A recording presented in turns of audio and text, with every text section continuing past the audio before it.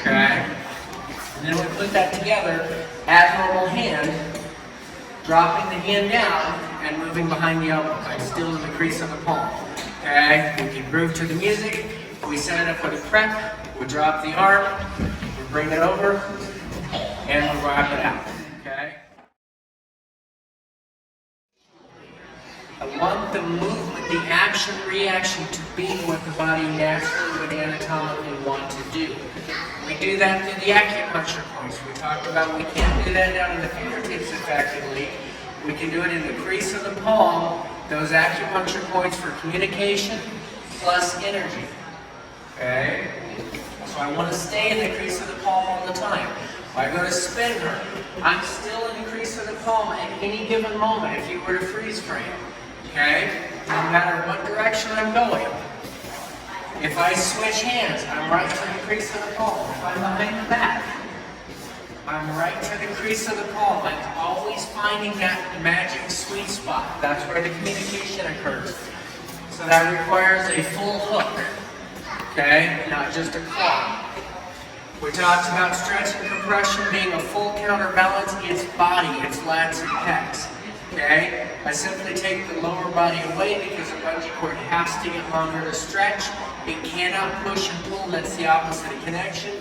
Same thing, sinking that wrist in like we talked about if you were off of a countertop. Okay? The actual counterbalance.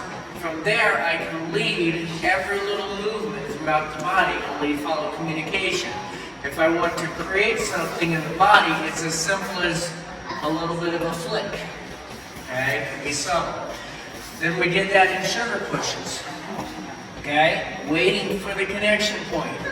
Release the connection point. Same thing in a prep, right?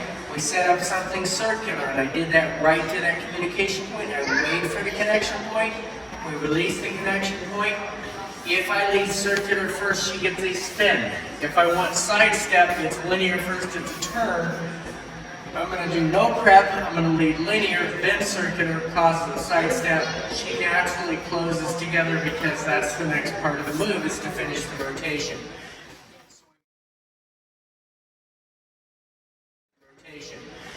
So we put that, we did it a little bit in reverse whip. Okay. And then we put that together as normal hand, dropping the hand down and moving behind the elbow. I'm still in the crease of the palm. Okay? We can groove to the music. We set it up with a prep. We drop the arm. We bring it over. And we wrap it out. Okay?